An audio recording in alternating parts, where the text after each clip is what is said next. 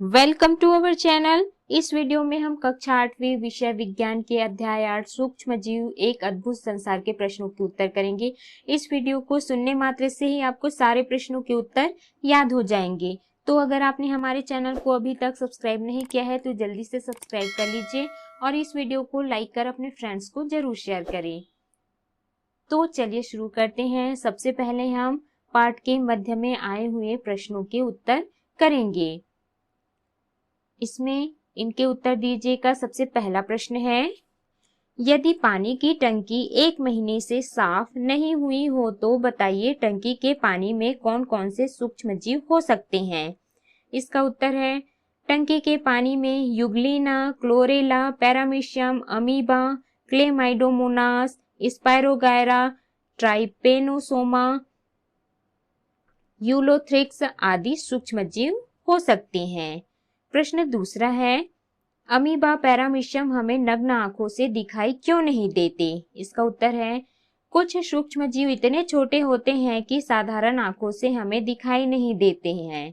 उन्हें सूक्ष्मदर्शी के द्वारा ही देखा जा सकता है, इसलिए सूक्ष्म जीव हमें दिखाई नहीं देते हैं। प्रश्न तीसरा है, वर्षा के मौसम में चमड़े के बने जूतों पर फफूंद क्यों लगती है। इसका उत्तर है, कवक, फफूंद परजीवी या मृतोपजीवी हैं। यह मुख्यतः सड़े गले पदार्थों एवं गीली जगहों पर अपना निवास बनाते हैं अर्थात पाए जाते हैं। क्योंकि वर्षा के मौसम में चमड़े में नमी आ जाती है जिसमें फफूंद अपना निवास स्थान बना लेते हैं। अगला है प्रश्न चौथा, धनिया, जीरा, दालों इत्यादि को लंबे समय तक खराब होने से बचाने के लिए सुखाना क्यों जरूरी है। इसका उत्तर है, कुछ कवक हानिकारक भी होते हैं जो नम मौसम में धनिया, जीरा व दालों को सड़ा गला देते हैं, अतः खराब होने से बचाने के लिए सुखाना जरूरी है।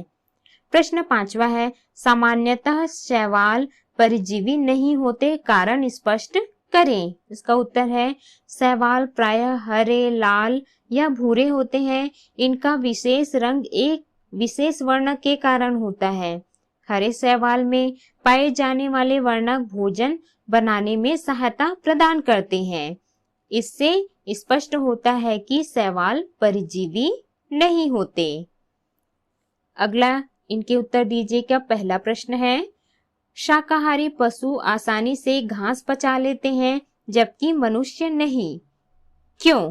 कारण लिखिए। इसका उत्तर है, शाकाहारी पशुओं के आहार नली में जीवाणु रहते हैं जो सेलुलोज को पचाने में सहायता करते हैं, इसलिए शाकाहारी पशु आसानी से घास पचा लेते हैं जबकि मनुष्य नहीं। अगला है प्रश्न दूसरा, फ्रिज में फल, दूध, सब्जियां, अंडे, मांस इत्यादि काफी समय तक खराब क्यों नहीं होते। इसका उत्तर है, फ्रिज में फल, दूध, सब्जियां, अंडे, मांस इत्यादि काफी समय तक खराब इसलिए नहीं होते क्योंकि ठंडे में जीवाणुओं की वृद्धि धीमी हो जाती है जिससे उन पर प्रभाव कम पड़ता है। अगला है प्रश्न तीसरा, यदि कच्चे दूध में थोड़ा दही मिलाया जाए तो क्या दही बनेगा। इसका उत्तर है, यदि कच्चे दूध में थोड़ा दही मिलाया जाए तो वह पूर्णतः दही नहीं बन पाएगा क्योंकि कच्चे दूध में सूक्ष्म जीव उपस्थित होते हैं। अगला है प्रश्न चौथा, हम दूध का उपयोग करने से पहले उसे क्यों उबालते हैं। इसका उत्तर है, दूध में सूक्ष्म जीव उपस्थित रहते हैं इसलिए इसका उपयोग करने से पहले उसे उबालते हैं ताकि सूक्ष्म जीव नष्ट हो जाए। अगला है प्रश्न पांचवा, मलेरिया किस सूक्ष्म जीव के कारण फैलता है उसके बारे में लिखें।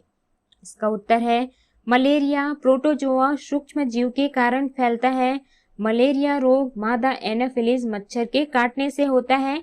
यह मच्छर मलेरिया के रोगाणु प्लाज्मोडियम नामक प्रोटोजोआ के वाहक होते हैं। अगला है प्रश्न छठवां, फलीदार पौधे मिट्टी को उपजाऊ कैसे बनाते हैं। इसका उत्तर है, फलीदार पौधों पौधे की जड़ों में दिखाई देने वाली गांठों में राइजोबियम नामक जीवाणु रहता है।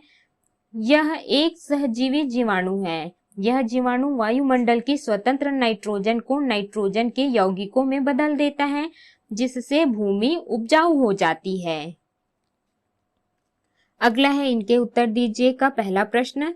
आपके साथी को सर्दी जुकाम है, साथ साथ रहने के कारण आपको भी सर्दी जुकाम हो गया, क्यों? कारण लिखिए। इसका उत्तर है सर्दी जुकाम से पीड़ित व्यक्ति के साथ साथ रहने के कारण हमें भी सर्दी जुकाम हो जाता है, क्योंकि सर्दी जुकाम के विषाणु पीड़ित व्यक्ति से किसी न किसी माध्यम से हमारे शरीर में प्रवेश कर जाएंगे। अगला है प्रश्न दूसरा। आपको सर्दी जुकाम हो गया है, साथ साथ रहने के बाद आपके कुछ साथियों को सर्दी जुकाम होता है और कुछ को नहीं, ऐसा क्यों? इसका उत्तर है प्रत्येक व्यक्ति के शरीर में रोग प्रतिरोधक क्षमता पाई जाती है, जो कि भिन्न भिन्न व्यक्ति में भिन्न भिन्न होती है, अर्थात किसी व्यक्ति में कम तथा किसी व्यक्ति में अधिक होती है। इसलिए साथ साथ रहने वाले कुछ साथी को सर्दी जुकाम तथा कुछ साथी को नहीं होता है। अगला है प्रश्न तीसरा। एक ऐसे रोग का नाम बताइए जिसका इलाज नहीं है किंतु इससे बचाव के उपाय हो सकते हैं। इसका उत्तर है मनुष्यों में एड्स भयानक और जानलेवा होता है, जिसका इलाज नहीं है किंतु इससे बचाव के उपाय हैं। प्रश्न चौथा है विषाणु अन्य जीवों की तुलना में विचित्र जीव क्यों कहलाते हैं? इसका उत्तर है विषाणु अति सूक्ष्म जीव है। यह अन्य सूक्ष्म जीवों की तुलना में इतने छोटे होते हैं कि इन्हें केवल इलेक्ट्रॉन सूक्ष्मदर्शी की सहायता से ही देखा जा सकता है, इसलिए यह अन्य जीवों की तुलना में विचित्र जीव कहलाते हैं। अगला है अभ्यास के प्रश्न। प्रश्न पहला है सही विकल्प चुनकर लिखिए। जो वस्तुएं हमें दिखाई नहीं देती वे आकार में होती हैं, तो इन चार ऑप्शंस में से सही है 1000 माइक्रोन से छोटी। दूसरा है जीवाणुओं को अपने द्वारा बनाए सूक्ष्मदर्शी के सहायता से सबसे पहले देखने वाले वैज्ञानिक थे, तो इसका उत्तर है एंटोनी वॉन ल्यूवेनहॉक। अगला है प्रश्न मलेरिया रोग उत्पन्न करने वाला रोगाणु है, तो इसका उत्तर है प्रोटोजोआ। चौथा है चने के पौधों की जड़ों में रहता है, तो इन चार ऑप्शंस में से सही है जीवाणु। पांचवा है कुकुरमुत्ता मशरूम है, तो इसका उत्तर है कवक। छठवा है HIV एड्स का संक्रमण होता है, तो इसका उत्तर है विषाणु द्वारा। अगला है प्रश्न दूसरा। निम्नलिखित प्रश्नों के संक्षिप्त उत्तर दीजिए। पहला, बूट पॉलिश से चमड़े के जूतों की सुरक्षा कैसे होती है? इसका उत्तर है बूट पॉलिश से चमड़े के जूतों की सुरक्षा इसलिए होती है क्योंकि बूट पॉलिश में कवकनाशी रसायन मिला होता है, जो कि कवकों के विस्तार को बहुत कम कर देती है। अगला है प्रश्न दूसरा। कभी कभी दही स्वाद में कड़वा क्यों हो जाता है? इसका उत्तर है कभी कभी दही स्वाद में कड़वा इसलिए हो जाता है क्योंकि इसमें उपस्थित जीवाणुओं में अधिक वृद्धि हो जाती है। अगला है प्रश्न तीसरा। दही जमाने के लिए दूध को हल्का गर्म क्यों करना चाहिए? इसका उत्तर है दही जमाने के लिए दूध को हल्का गर्म इसलिए करना चाहिए ताकि दही में उपस्थित लैक्टोबैसिलस जीवाणु दूध की शर्करा को अम्लीय पदार्थ में बदल देता है तथा तेजी से वृद्धि और प्रजनन करते हैं। अगला है प्रश्न चौथा। दलहनी फसलें मिट्टी का उपजाऊपन कैसे बढ़ाती हैं? इसका उत्तर है चने, मटर और अन्य दलहनी वाले पौधों की जड़ों में दिखाई देने वाली गांठों में राइजोबियम नामक जीवाणु रहता है। यह एक सहजीवी जीवाणु है। यह जीवाणु वायुमंडल की स्वतंत्र नाइट्रोजन को नाइट्रोजन के यौगिकों में बदल देता है। इस प्रकार दलहनी फसलें मिट्टी का उपजाऊपन बढ़ाती है। अगला है प्रश्न 5वां, हम पदार्थों को सूक्ष्म जीवों से बचाकर क्यों रखना चाहते हैं? इसका उत्तर है, हम पदार्थों को सूक्ष्म जीवों से बचाकर इसलिए रखना चाहते हैं जिससे सूक्ष्म जीव खाने की चीजों को सड़ा गलाकर विघटित कर नष्ट न कर दें। अगला है प्रश्न 6वां, वे कौन कौन से माध्यम हैं जिनसे सूक्ष्म जीव हमारे शरीर में प्रवेश करते हैं? इसका उत्तर है, हमारे आसपास हवा, पानी, मिट्टी तथा खाद्य पदार्थों में रोग पैदा करने वाले अनेक सूक्ष्म जीव उपस्थित होते हैं जो प्रदूषित पानी, भोजन, हवा, दूषित रक्त या वाहक जीवों के माध्यम से हमारे शरीर में प्रवेश करते हैं। अगला है प्रश्न 7वां, किसी स्वस्थ व्यक्ति को सर्दी जुकाम से पीड़ित व्यक्ति का रुमाल उपयोग में लाना चाहिए अथवा नहीं? कारण सहित उत्तर लिखें। इसका उत्तर है, किसी स्वस्थ व्यक्ति को सर्दी जुकाम से पीड़ित व्यक्ति का रुमाल उपयोग में नहीं लाना चाहिए क्योंकि सर्दी जुकाम के विषाणु पीड़ित व्यक्ति के रुमाल के माध्यम से स्वस्थ व्यक्ति के शरीर में प्रवेश कर जाएंगे और वह भी इस रोग से पीड़ित हो जाएगा। प्रश्न 8वां है, यदि हमारे शरीर की रोग प्रतिरोधक क्षमता समाप्त हो जाए तो क्या होगा? इसका उत्तर है, यदि हमारे शरीर की रोग प्रतिरोधक क्षमता समाप्त हो जाए तो हमारे शरीर में विभिन्न रोगों का संक्रमण हो जाएगा जिससे हमारा शरीर हमेशा बीमार रहेगा तथा अंत में मृत्यु तक हो सकती है। अगला है प्रश्न 9वां, स्वस्थ रहने के लिए स्वच्छता क्यों जरूरी है? इसका उत्तर है, स्वस्थ रहने के लिए स्वच्छता इसलिए जरूरी है क्योंकि गंदगी पशुओं तथा मनुष्यों के मलमूत्र रोगी व्यक्ति से संपर्क इत्यादि में सूक्ष्म जीव पनपते हैं जिससे बचने के लिए स्वच्छता पर ध्यान देना आवश्यक है। अगला है प्रश्न 10वां, यदि दही जमाने के लिए दूध में थोड़ी मात्रा में दही मिलाया जाए और उसके बाद उसे उबाला जाए तो क्या होगा? इसका उत्तर है, यदि दही जमाने के लिए दूध में थोड़ी मात्रा में दही मिलाया जाए और उसके बाद उसे उबाला जाए तो दही में उपस्थित लैक्टोबैसिलस नाम के जीवाणु दूध की शर्करा को अम्लीय पदार्थ में बदल देते हैं जिससे दूध गाढ़ा होकर दही के रूप में बदल जाता है। ये जीवाणु हल्के गर्म दूध लगभग 37 अंश सेल्सियस में तेजी से वृद्धि करते हैं और प्रजनन करते हैं, इसलिए दही जमाने के लिए उसे हल्के गर्म स्थान पर रखा जाता है। अगला है प्रश्न 11वां, कुछ रोगों से बचने के लिए डॉक्टर हमें उबला हुआ पानी पीने को कहते हैं, इससे क्या फर्क होगा? लिखें।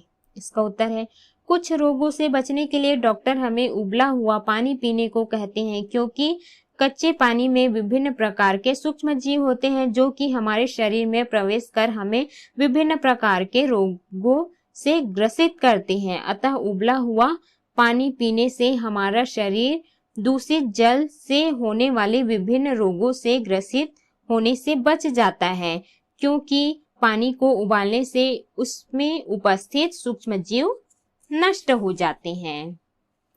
अगला प्रश्न है, अंतर स्पष्ट करें। पहला है, जीवाणु तथा विषाणु में अंतर। जीवाणु सूक्ष्म जीव है जिसे सूक्ष्मदर्शी से देखा जा सकता है। विषाणु अति सूक्ष्म जीव है जिसे इलेक्ट्रॉन सूक्ष्मदर्शी से देखा जा सकता है। जीवाणु यह प्रायः जल के द्वारा फैलता है। विषाणु यह प्रायः वायु जल के द्वारा फैलता है। जीवाणु यह हमारे लिए हानिकारक एवं लाभदायक दोनों होते हैं। विषाणु हमारे लिए हानिकारक होते हैं। जीवाणुओं से हैजा, तपेदिक, टिटनस,